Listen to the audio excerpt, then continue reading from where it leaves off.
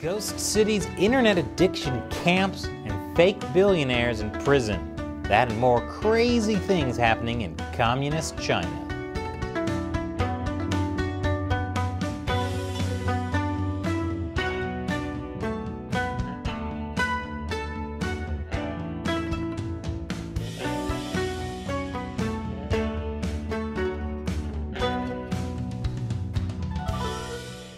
Welcome to China Uncensored, I'm Chris Chappell. You know, I spent a lot of time covering the corruption, hypocrisy, and atrocities of the Chinese Communist Party, but I don't think I spend enough time talking about just how deeply weird things have gotten under the CCP. So today, I'm going to show you some truly crazy things happening in communist China. Starting with number 7. Here's a fun fact. China is roughly the same size as the US, geographically speaking, but it is more than 4 times the population. In fact, it has the largest population of any country on Earth. That's partly because Chairman Mao encouraged people to have babies. Lots of babies. He wanted more factory workers, more soldiers, and more people just in case a lot of them died. As Mao said in a 1957 speech, "I'm not afraid of nuclear war. There are 2.7 billion people in the world. It doesn't matter if some are killed. China has a population of 600 million. Even if half of them are killed, there are still 300 million people left." Joke's on Mao, though, because that nuclear war never happened. Sure, like 70 million Chinese people died in the 1950s, but that's only because they starved to death. But thanks to Mao's "everyone go have babies" policy, by the late 1970s, China's population was getting huge. So the CCP decided to regulate how many kids people could have. They started the one-child policy. It ran from 1980 to 2016. Then they allowed parents to have a second child. And as of last year, they're now allowing couples to have 3 children as a treat.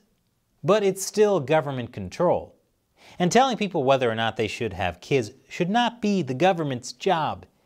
It should be the job of your friends and family, telling you passive-aggressively. If your pregnancy announcement on Facebook gets less than 100 likes, then no one thinks you're going to be a good parent. Anyway, now China has 1.4 billion people, and as you can imagine, with such a large population, things can get pretty cramped in urban areas. The CCP tried responding to this by investing billions in the construction of modern cities, full of skyscraper apartment buildings. But it's estimated that more than 50 of these are ghost cities. Ghost cities can happen for lots of reasons, like maybe the government never completed construction. Or maybe they did, but there are no jobs, so no one wants to move there. So in the most populous country on the planet, they have dozens of mostly empty cities. And 65 million homes in the country are uninhabited. They basically spend billions of dollars to make 50 Detroits. Whoops. Number 6. As mentioned, China is roughly the same size as the US. But while the continental US has 4 time zones, China only has 1 time zone. In 1949, Mao Zedong declared that all of China would observe Beijing time in the spirit of national unity. As you can imagine, cities on the opposite side of the country, 3,000 miles apart, being on the same clock as Beijing can cause a lot of problems. In Tibet, for example, the sun doesn't rise until after 10 a.m. And some people try to go to bed when the sun is still in the sky. But hey, what's a little catastrophic sleep deprivation in the name of national unity? And really, it's not the worst thing they're doing to Tibetans. But all across the western part of China, this causes problems with farmers, students, and everyday logistics. Plus, this also had other unintended consequences. Namely, letting flat earthers think they're right. You see, China gets it. The reason it's dark on one side of the country is because the sun revolves around us. If you think that's crazy, wait until you see what we cover after the break. Welcome back. Number 5. In 2008, China became the first country to classify internet addiction as a mental disorder. They often refer to the internet as electronic opium or electronic heroin. Oh, so when they limit people's access to the internet and what they can and can't see, they're not suppressing information, they're just helping fight addiction. Wait, I'm on the internet, and I try to get people to watch my content. Does that make me an electronic drug dealer? The first taste is free. If you want the hard stuff, you gotta contribute on Patreon. The CCP says 24 million people suffer from internet addiction disorder, or IAD. And many of them are teenagers addicted to playing online video games. Look, addiction of any type can ruin someone's life. So if it is indeed a mental disorder, then how do they treat it? Therapy? Medicine? Nope. They send them to brutal camps and try to beat the addiction out of them.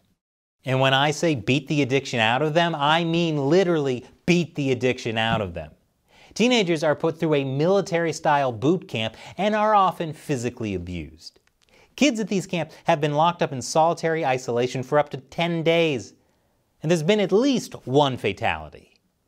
There are over 300 of these IAD camps across China. And I'll admit, I'm annoyed when I'm on a date and she can't get off her phone. But I never thought she should be put in a camp over it. It's crazy on so many levels. One of which being, I never knew that millions of Uyghurs were so addicted to the internet. Number 4. China is officially considered an atheist country. In fact, the CCP promoted a book, The Principles of Scientific Atheism, that claims to prove scientifically that God doesn't exist and religion is harmful. So they use science to try and disprove religion. I'm not sure how accurate that could be, though, mostly since China's zero COVID policy clearly showed they aren't great at following science. Also, using science to disprove religion or vice versa doesn't work since the two don't use the same framework. That's like trying to prove you're the best blackjack player by using a pogo stick. You didn't prove anything. You just made people angry. The Communist Party worries that people believing in God could undermine the party's authority. Now, most religions at their core teach that you should be a good person and try to help others. And if that undermines what you're trying to get people to do, you might be the baddies. But for those who insist on believing, there are 5 officially recognized religions in China: Buddhism, Taoism, Islam, Catholicism, and Protestantism. And you're allowed to practice those as long as you belong to the official state-run version, like the Chinese Patriotic Catholic Association, where the head of the church is not God or the Pope. No, he's a Chinese official appointed by the atheist Communist Party. And practicing any other religion, or even an independent sect of one of those 5 religions, is enough to get you arrested, tortured, or killed. While separation of church and state may be a good thing, it's pretty scary when the state outlaws religion by force. But I don't know, I kind of view communism as a religious experience, mainly because you'll be praying every day that it ends. More after this final break. Welcome back. Number 3. While China isn't a particularly religious country, there is one thing many people there worship: money. China creates billionaires at a rate much faster than the US. In fact, China is home to the most billionaires in the world.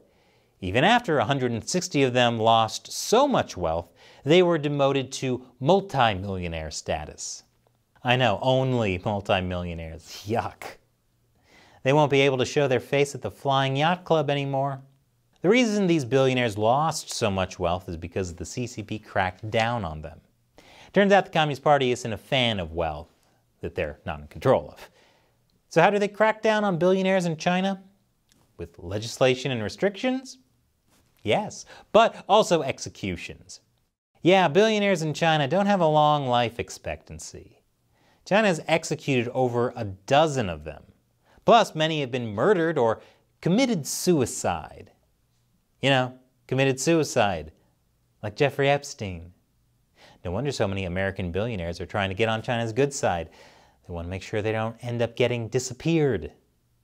So as you can imagine, wealthy people in China go to extraordinary lengths to protect themselves. For example, hiring body doubles. In some cases, to go to court and serve their prison sentences for them. So at least if Jeff Bezos ever traveled to China and gets put on trial, he could have his jail time served by Mr. Clean. Speaking of being held in captivity, number 2. Pandas.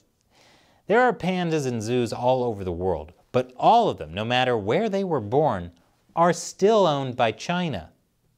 And you thought Disney's copyright lawyers were brutal. Somehow China gained the rights to an entire species. Zoos pay upwards of $1 million a year for a pair, for up to 10 years with an option for renewal. This money China collects goes towards panda conservation efforts. No, not for these guys. For these guys. There are only 2 pandas in the world that aren't owned by China, Xinxin and Xuanshuan, at the zoo in Mexico City. This is because they're descended from pandas that were given to Mexico before 1980. That's when China changed its policies on how it loans out pandas and claims ownership of their offspring. Today, even pandas that were born in captivity in other countries are considered property of China and can be taken away if you get on China's bad side. So maybe President Biden isn't afraid of upsetting China because of the economic backlash. Maybe he's just a big fan of pandas. But there's one bear that China doesn't want to claim ownership of, and that's number 1, Winnie the Pooh. It all started in 2013 when Xi Jinping visited the US and was photographed walking with then President Barack Obama. And then the internet did what the internet does and compared the two to Winnie the Pooh and Tigger. And apparently Xi doesn't like being compared to Winnie the Pooh. Seriously, he hates it when someone says he looks like Winnie the Pooh. Of course, whenever something like this bothers you, letting people know it bothers you is only going to make it worse. So Winnie the Pooh became a symbol of resistance against the CCP. And any comparison like this has been banned as a result. So whatever you do, don't compare Xi to Winnie the Pooh. So what do you think about these crazy things happening in communist China? Let us know in the comments below. And remember, China Uncensored is supported mainly by viewers. Be sure to visit patreon.com/China Uncensored. Contribute $1 or more per episode. We rely on your support to help us keep making great episodes. Or join our exclusive social media community on Locals. Check out ChinaUncensored.locals.com. Once again, I'm Chris Chappell. Thanks for watching China Uncensored.